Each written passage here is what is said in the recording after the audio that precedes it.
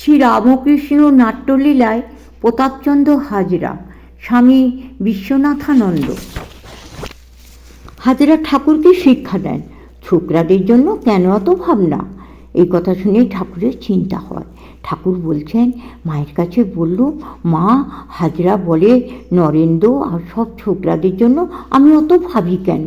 সে বলে, ঈশ্বর চিন্তা ছেড়ে এসব ছোকরাদের জন্য চিন্তা করছো কেন? এই কথা বলতে বলতে একেবারে দেখালে যে তিনি মানুষ হয়েছেন, শুদ্ধ আধারের স্পষ্ট প্রকাশন। সেই রূপ দর্শন করে যখন সমাধি একটু ভাঙল, হাজরার উপর রাগ করতে লাগলো। বললুম, শালা আমার মন খারাপ করে দিচ্ছিল। আবার বললুম, সে বেচারি বা দোষ কি? সে জানবে কেমন করে আমি এদের জানি? সাক্ষাৎ নারায়ণ। হাজরামশাইকে ঠাকুর কয়েকবার মাতৃদর্শনে শিবগ্রামে যাওয়ার কথা বলেছেন। ঠাকুরের অনুরোধ সত্ত্বেও হাজরা কালীবাড়ি থেকে বের হয়ে মাতৃদর্শনে না গিয়ে দেওঘরে চলে গেছেন। ভক্তদের কাছে এই সংবাদ শুনে ঠাকুর বিরক্তিবোধ করছেন। এই সমস্ত ভক্তদের মধ্যে একজন প্রভুর তুষ্টিবিধানার্থে সঙ্গীত পরিবেশন করেন। সঙ্গীত শ্রবণে ঠাকুর ভাববিষ্ট অবস্থায় বলছেন, অমন সব আদারের লোককে এখানে আনিস কেন?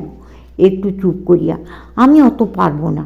এক সের দুধে এক হাত জলে থাক, তা নয়, এক সের দুধে 5 সের জল। জাল ঠেলতে ঠেলতে ধোঁয়ায় চোখ জ্বলে গেল।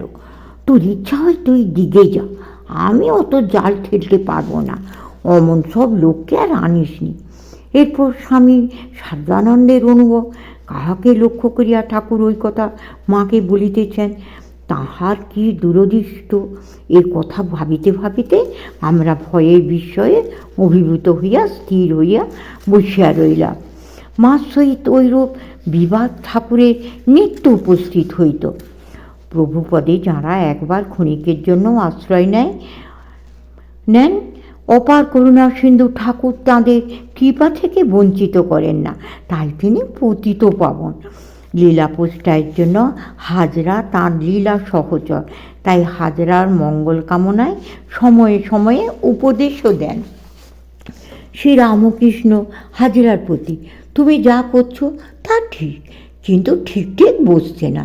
কারণ নিন্দা করো না, পোকাটিরও না। তুমি নিজেই তো বলো লোমস মুনির কথা, যেমন ভক্তি প্রার্থনা করবে তেমনি ওটাও বলবে, যেন কারো নিন্দা না করি। হাজরা, ভক্তি প্রার্থনা করলে তিনি শুনবেন? শ্রীরামকৃষ্ণ, 100 বার। যদি ঠিক হয়, যদি আন্তরিক হয়। বিষয়ী লোক যেমন ছেলে কি স্ত্রীর জন্য কাঁদে, সেই রূপ ঈশ্বরের জন্য কই কাঁদে? হাজরা ঠাকুরের পায়ের ধুলা লইতেছেন। শ্রীরামকৃষ্ণ সংকুচিত হইয়া, ওগুলো কি? হাজরা, যার কাছে আমি রয়েছি তার পায়ের ধুলা লব না? শ্রীরামকৃষ্ণ, ঈশ্বরকে তুষ্ট করো, সকলেই তুষ্ট হবে। তস্মিন তুষ্টে জগৎ তুষ্টম। হাজরাকে ঠাকুর নিন্দা করতে নিষেধ করেছেন, কিন্তু তাঁর স্বভাব ভক্তদের নিন্দা সমালোচনা করা। মনমোহন, রাম, কেদার, সুরেন্দ্র প্রমুখ ঠাকুরের গৃহী ভক্তগণ ঠাকুরকে ঈশ্বরজ্ঞানী সেবা করেন, ভক্তি করেন। হাজরা এদের খুব একটা সুনজরে দেখেন না, আড়ালে এদের নিন্দা করেন। দম্ভমনে শিবচরে হাজরা এখন তাহাদের নিন্দাবাদ করে বিলক্ষণ। ভক্ত প্রিয় ভগবান, ভক্তগত প্রাণ লাগিল ভক্তের নিন্দা বাজের সমান। প্রভুর বিষম শিক্ষা দেন কাজে, আজন্ম স্মরণ শিক্ষা হারে হারে ভিজে। ভক্ত নিন্দা হেতু শিক্ষা দিতে জীবগণে, শুনো কি করিলা প্রভু হাজরার সনে। হঠাৎ একদিন হাজরা বুকে দারুণ ব্যথা, যন্ত্রণায় অস্থির। সবাই জানে এই ব্যথার সংবাদ, ঠাকুর খবর নেন না। ঠাকুরের এই ঔদাসীন্য হাজরাকে বড় কষ্ট দেয়। হাজরা মনে মনে স্থির করলেন, এই কালীবাড়িতে আর নয়। ঠিক সেই সময় ঠাকুর হাজরা শারীরিক সংবাদ নিতে এলেন। জিজ্ঞাসা করে জানলেন, পক্ষকাল যাবৎ বুকের ব্যথায় হাজরা ভুগছেন। ঠাকুর রামলালকে নির্দেশ দিলেন, চিনি সহ লেবুর রস দিয়ে ঠান্ডা জলে শরবত বানিয়ে হাজরাকে দিতে। তারপর পেয়েও শীতল যখন বুঝাইয়া হাজরায় প্রভুদেব হন, শুলের বেদনা বুকে বড় পরমাদ, ব্যাধির মূল হেতু ভক্ত অপরাধ, ভক্তদের নিন্দাবাদ করিয়া রটনা, আপনি এনেছ নিজে বুকের বেদনা। আরোগ্য উপায়ে এই আছে এক বিধি, ভক্তদের পদরজ পরম ঔষধি। কিছুক্ষণ পরে দেহ করে দর্শন, উপনীত রাম আদি শ্রী মনমোহন। চকিতে উঠিয়া তবে প্রফুল্লিত মনে, শিরে ধরে ভক্তরজ লুটাইয়া ভূমে। সেদিন হইতে আর বুকে নাহি ব্যথা, ভবব্যাধি মোহৌষধি রামকৃষ্ণ কথা। ঠাকুরের পূত সান্নিধ্যে বাস করার ফলে হাজরা ঠাকুরের কৃপালাভে ধন্য হয়েছেন, যা তার জীবনের শেষ লগ্নে দেখা যায়। এই কৃপা অহেতুক কৃপা। রঙ্গপ্রিয় ঠাকুর একদিন হাজরা মশাইকে বলছেন তার চরণ সেবার জন্য। হাজরা অনিচ্ছায় সেবারত। সামান্য সেবার পর হাজরা উঠে পড়েন। প্রভু কোথা যাবে, কি করিবে গিয়া, ধীরে ধীরে দেহ পায় হাত বুলাইয়া। এই সময় ঠাকুর অনেক সৎপ্রসঙ্গ করেন। ক্ষুণ্ণ হাজরা মশাই মন দিয়া শোনেন না, মনে মনে বিরক্ত। রাত প্রায় শেষ হয়ে আসে, তখন ঠাকুরের চরণ সেবা থেকে মুক্তি পায় হাজরা। পরদিন দুপুরে আহারাদির পর ঠাকুর আবার ডাকেন হাজরাকে তাঁর শ্রীচরণ সেবার জন্য। মহাবিরক্ত হাজরা পদসেবা থেকে রেহাই পেতে গোপন আশ্রয়ে লুকিয়ে থাকেন। প্রভু হুঁকা হাতে সেখানে হাজির। হাজরা কপট নিদ্রায় মগ্ন, ডাকাডাকিতে সাড়া মেলে না। ঠাকুর তামাকের ধোঁয়া হাজরার নাকের মধ্যে ঢুকিয়ে দেন। সুন্দর রঙের খেলা ভক্ত ভগবানের। কপট নিদ্রা থেকে উঠিয়ে হাজরার হাতে কলকে দেন ঠাকুর তামাক সেবনের জন্য। তাকে ডেকে আনলেন নিজের ঘরে, চরণ সেবায় নিয়োগ করলেন। সামান্য সেবা নেই, ঠাকুর নিষেধ করলেন সেবা করতে। এরপর হাজরা লক্ষ্য করেন রাত দিন রাখাল, লাটু, হরিশ ঠাকুরের পদসেবায় রত। এদের সেবারত দেখে হাজরাও একদিন গেলেন সেবার উদ্দেশ্য নিয়ে, কিন্তু ঠাকুর নারাজ, কোনো ক্রমে পাদস্পর্শ করতে দিলেন না। ক্ষুণ্ণ মনে হাজরা ফিরে আসেন নিজের ঘরে।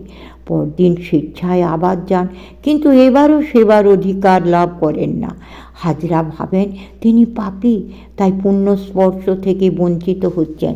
পাপ দূরীকরণের জন্য একান্ত মনে তিনি জপ ও গঙ্গামাটি ভক্ষণ করতে লাগলেন। ভক্তবৎসল প্রভু হাজরার জন্য চঞ্চল হয়ে উঠেন।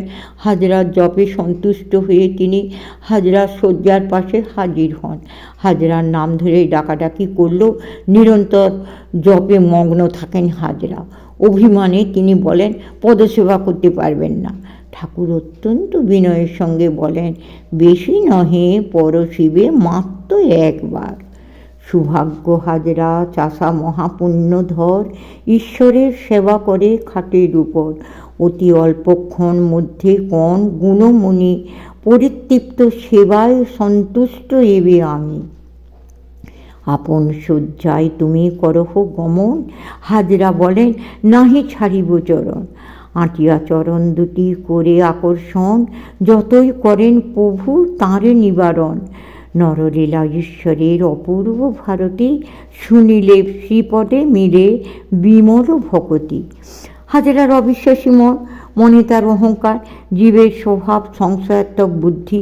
ঠাকুর বলছেন হাজরা কোনো রকমে বিশ্বাস করবে না যে ব্রহ্ম শক্তি আর শক্তিমান অভেদ। যখন নিষ্ক্রিয় তখন তাকে ব্রহ্ম বলে কই, যখন সৃষ্টি স্থিতি প্রলয় করেন তখন শক্তি বলি, কিন্তু একই বস্তু, অভেদ। অগ্নি বললে দায়িকা শক্তি অমনি বুঝায়, দায়িকা শক্তি বললে অগ্নিকে মনে পড়ে। একটাকে ছেড়ে আর একটাকে চিন্তা করবার জো নাই। তখন প্রার্থনা করল, মা হাজরা এখানকার মতো উল্টে দেবার চেষ্টা করছে, হয় ওকে বুঝিয়ে দে, নয় এখান থেকে সরিয়ে দে। তারপর দিন সে আবার এসে বললে, হ্যাঁ মানে। তখন বলে যে বিভু সব জায়গায় আছেন। হাজরা মশাইয়ের লোকমান্য হওয়ার ইচ্ছা, কথাবার্তায় নিজস্ব জ্ঞানের গরিমা প্রকাশ করেন। মহাপ্রভু শ্রী চৈতন্যদেবকে হালের অবতার বলে সামান্য জ্ঞান করেন। তিনি তত্ত্বজ্ঞানের ব্যাখ্যা করছেন নিজের মতো করে। বলছেন 24 তত্ত্ব হলো পঞ্চভূত, 6 রিপু, 5 জ্ঞানেন্দ্রিয়, 5 কর্মেন্দ্রিয় ইত্যাদি।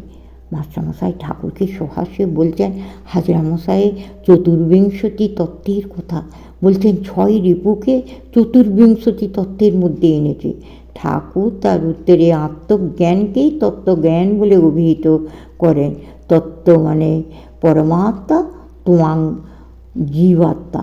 জীবাত্মা আর পরমাত্মা এক হলে তত্ত্বজ্ঞান হয়। ঠাকুরের মন্তব্য, হাজরা তার কি একবার বোঝে, খানিক পরে যেমন